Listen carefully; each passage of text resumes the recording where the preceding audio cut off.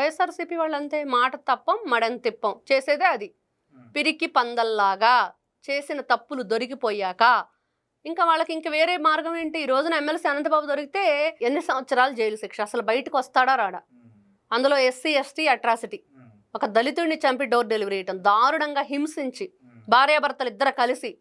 ఈ రోజున జగన్మోహన్ రెడ్డి బ్యాచ్ ఏదైతే ఉందో వాళ్ళందరూ కూడా ఆయన సతీ సమేతంగా భగవంతునికి పట్టు వస్త్రాలు సమర్పించడం కానీ, ఆ పూజా క్రతువుల్లో పాల్గొనడం చేయడం కానీ, సతీ సమేతంగా ఇలాంటి కార్యక్రమాలు అన్యాయంగా అక్రమంగా దోచుకోవటంలో భాగస్వాములుగా, ఇలాంటి మర్డర్లో భాగస్వాములుగా ఉంచుతారు.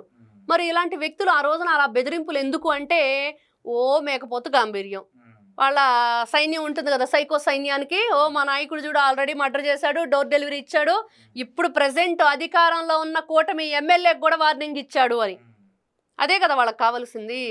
అలాంటి ఫోజులు కొట్టుకోవటానికి ఏదో ఆ విధంగా వాళ్ళ ముందు ఇలాంటి ప్రదర్శనలు చేయడానికి తప్పించి ఎప్పుడు కూడా ఎక్కడా కూడా వాళ్ళు ఆ చేసిన తప్పులు దొరకగానే ఏ విధంగా పారిపోతున్నారు అనేది ఇదిగో వీళ్ళందరూ మనకు కనిపిస్తూనే ఉన్నారు. కళ్ళకు బెయిల్ తెచ్చుకోవటం, ముందస్తుగా ఏ విధంగా తప్పించుకోవాలి, రకరకాల దాని మీద కథలు ఎలా వాళ్ళు చేస్తున్నారో, ఎదుటి వాళ్ళ మీద ఏ విధంగా తోస్తున్నారో అన్నీ చూస్తున్నాం. ఇవన్నీ చూసిన తర్వాత కూడా వాళ్ళు ధైర్యవంతుల, నీతి పరుల, నిజాయితీ పరుల అనేది ప్రజలు గమనిస్తూనే ఉన్నారు కదా.